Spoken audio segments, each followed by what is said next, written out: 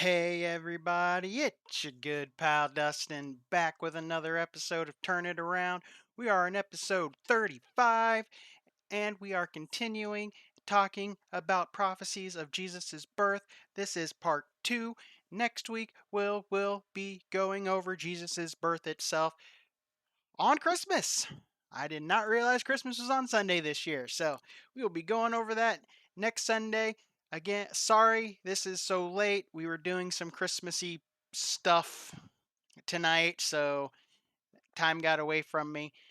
So forgive the lateness of this coming, but hopefully it won't be so late next week. But of course, that will all depend on what we do for the holiday. Anywho, let's get going. So, list of prophecies, not all of them. We did Isaiah 9:6, Isaiah 61:1, Isaiah 7:14, Micah 5:2, Hosea 11:1, and today we'll be doing Numbers 24:17, Psalm 72 9 through 11, Jeremiah 31:15, and Daniel 9:25 through 26. Numbers 24:17. I see him, but not now. I behold him, but not near. A star shall come forth from Jacob, and a scepter shall rise from Israel, and shall crush through the forehead of Moab, and tear down all the sons of Sheth. This is not only a prophecy that's talking about the star, what a lot of people call the Star of David, pointing to where Jesus was, actually pointing right to Jesus' crib where he was wrapped in swaddling clothes and placed. It could also be talking about the Magi that came to visit him with their gifts.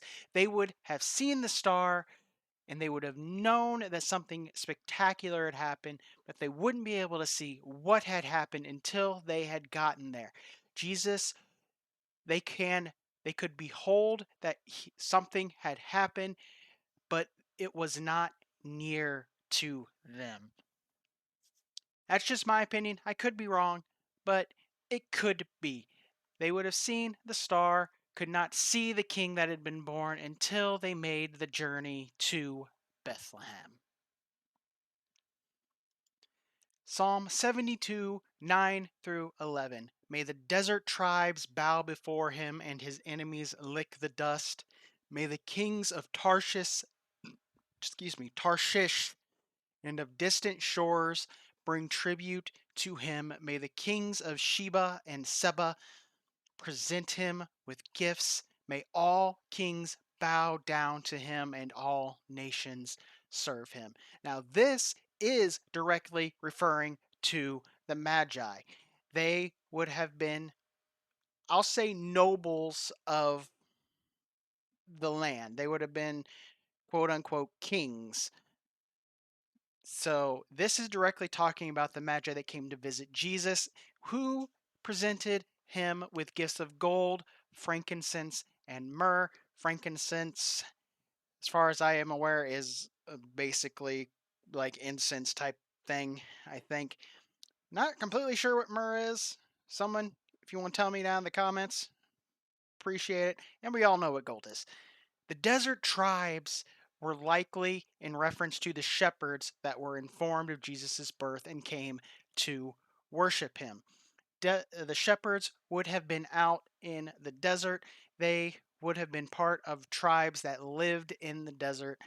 They were blessed with the angel coming to them and telling them of Jesus' birth and telling them where to go so that they could go and worship him. Jeremiah 31:15. A voice is heard in Ramah, mourning and great weeping, Rachel weeping for her children and refusing to be comforted because her children are no more. Unfortunately, the joy of Jesus' birth was also a terrible time in the lives of Israel, the Israelites, because this was a prophecy that foretold the sorrow that would come along with Jesus' birth because of the jealousy and fear of man. Herod's scheme to kill Jesus. Herod ordered the execution of every male child in and around Bethlehem that were 2 years old and under in hopes of killing Jesus.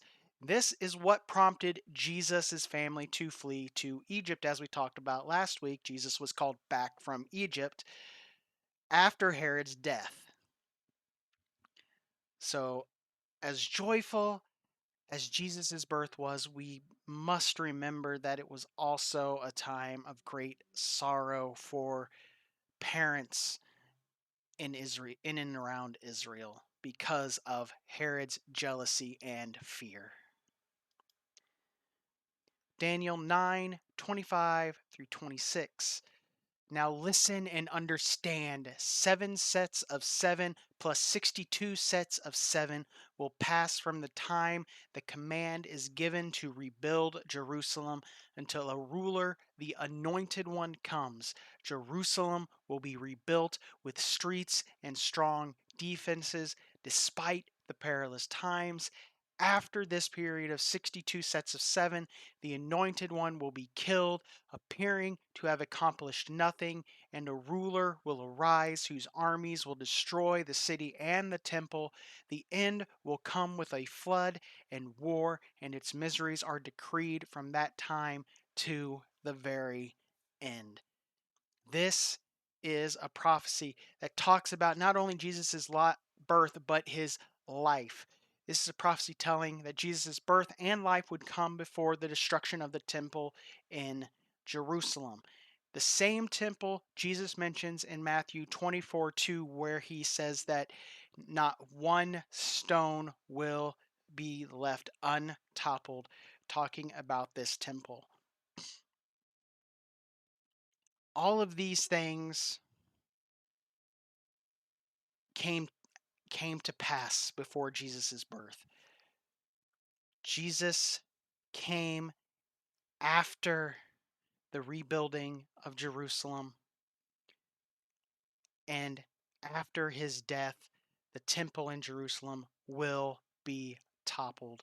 But that is not for who knows how long, but it is another prophecy that actually goes to Revelation, I believe. But that's not what we're talking about. Jesus' birth set this prophecy in motion as well. And we must always remember that as joyful as Jesus' birth is, it did come with great pain and sorrow for the parents in and around Bethlehem. And we must remember that Jesus nor God would have forgotten that pain those parents felt. And we must show that love to everyone who is in pain, who is in mourning. We must show the love of Christ and God. Like I said, next week we will be going over Jesus' actual birth. I know these last 2 weeks have been rather short, but I am building up to Jesus's actual birth. So we'll be going over that next week. I thank you all for being here. I love you all. Remember, remember that I love you all that come and watch my videos. Remember that God also loves you. And please, please, my friends, remember to love yourselves and those around you. Until next week, my friends, bye.